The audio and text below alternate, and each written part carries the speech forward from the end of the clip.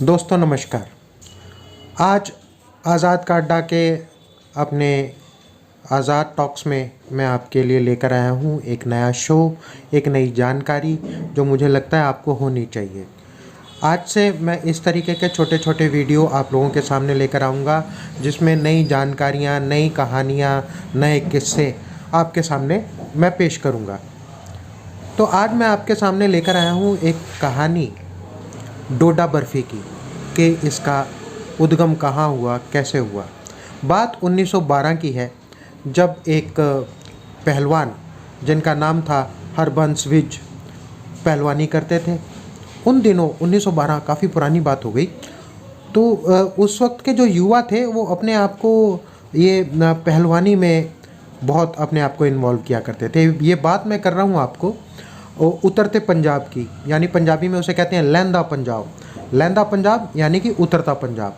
उतरता पंजाब कहाँ था? ये पाकिस्तान वाले हिस्से में जो पंजाब आता है उसको लहंदा पंजाब यानी कि उतरता हुआ पंजाब कहते हैं, और जो हमारे हिंदुस्तान में हिस्सा पड़ता है पंजाब का उसको चढ़दा पंजाब यानी चढ़ता पंजाब बोलते हैं।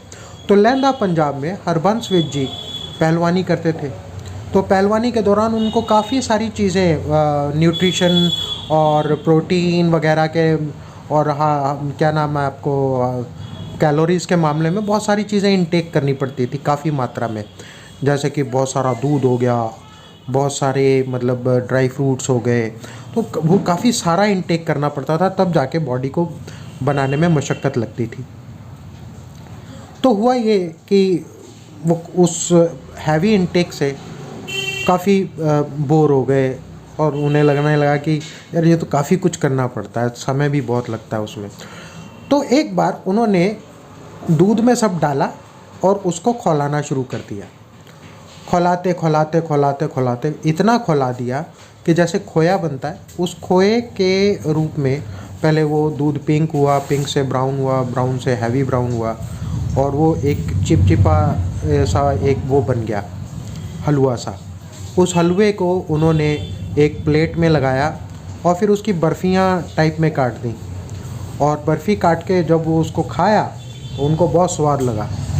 इतना स्वाद लगा कि वो जो बाकी के उनके पहलवान दोस्त थे उनको भी वो बताने लग गए कि मैंने इस तरीके की चीज़ बनाई है।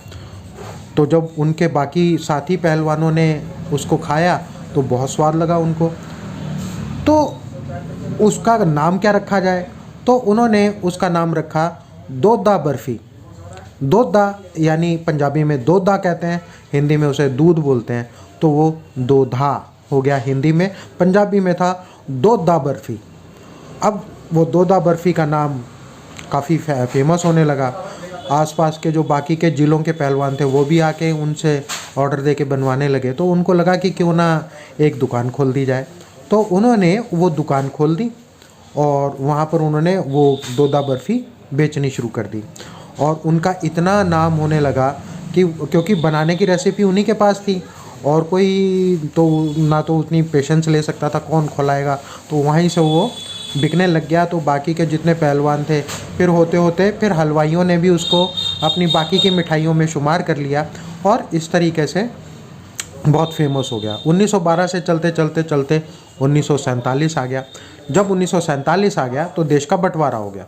जब देश का बंटवारा हो गया तो हरबंस जी की जो लोग थे, घर वाले थे, वो अपनी वहाँ की ज़मीनें छोड़ के चढ़ता पंजाब यानी कि पंजाब के कपूरथला ज़िले में आ गए और वहाँ पर उन्होंने फिर वही दुकान खोल ली। अब उनके पीछे वो जो मकान और दुकान छोड़ा था उसका क्या हुआ?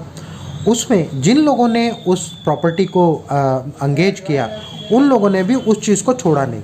वो बदस्तूर उसकी रेसिपी से वही दोदा बर्फ़ी बनाते रहे और वहाँ बेचते रहे। उधर से जब ये 1947 के बाद यहाँ आ गए पंजाब में कपूरथला में, तो इन्होंने यहाँ अपनी दुकान खोल ली और यहाँ भी वो फेमस हो गए।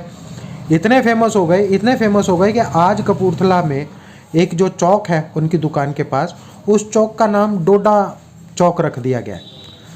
अब ये दोदा बर्फ़ी कब डोडा बर्फ़ी हो गई ये पता ही नहीं चला, और आज पूरे हिंदुस्तान में ये फेमस है डोडा बर्फ़ी। और सभी हलवाइयों के पास, जितने नामचीन हलवाई हैं, हल्दीराम हो गया, बीकानेर हो गया, अग्रवाल हो गया, जितने भी जो फ्रेंचाइजी हैं, वहाँ पर आपको ये डोडा बर्फ़ी जो आती है उसका उद्भव करने वाले हरबंस विज थे, जो कि पहलवान थे। और उन्होंने अपनी पहलवानी के सिस्टम को ठीक करने के लिए उन्होंने इसकी ईजाद की थी, जो आज इतनी फेमस है कि अंतर्राष्ट्रीय मार्केट में इसकी खूब डिमांड है। यहाँ कपूरथला में उनके पास जो ऑर्डर आते हैं वो ऑर्डर विदेशों तक में डिस्पैच होके जाते हैं। तो आज के आज़ाद का अड्डा में, आज़ाद टॉक्स में आपके लिए ये जानकारी थी। आपको ये जानकारी कैसी लगी? क्या मैं इस तरीके की जानकारियाँ आपको आगे भी देता रहूँ? इसके बारे में कमेंट्स बॉक्स में ज़रूर लिखिएगा, मेरे को बताइएगा। अगर आपको मेरा ये वीडियो अच्छा लगा इसे लाइक कीजिए, अगर बहुत अच्छा लगा इसे शेयर कीजिए, और अगर और भी बहुत ज़्यादा अच्छा लगा तो मेरे चैनल को सब्सक्राइब कीजिए, अपने दोस्तों को बताइए सब्सक्राइब करने के लिए, ताकि आप तक मेरी ये जो खोज है वो आप तक बदस्तूर पहुंचती रहे। एक जानकारी आपको और देना चाहता हूं कि आज़ाद का अड्डा अब फेसबुक पे भी पेज है, वहां अवेलेबल है। इंस्टाग्राम पे आज़ाद का अड्डा आपके लिए है, और ट्विटर पर भी आज़ाद का अड्डा का हमारा सोशल मीडिया का हैंडल है। आप आज़ाद का अड्डा के जितने भी सोशल मीडिया के हैंडल हैं, चाहे वो फेसबुक हो, चाहे इंस्टाग्राम हो, चाहे ट्विटर हो, वहाँ पर भी अपनी राय व्यक्त कर सकते हैं। और इनके साथ साथ आप इन पे भी अपना सब्सक्रिप्शन ज़रूर लीजिए। नमस्कार।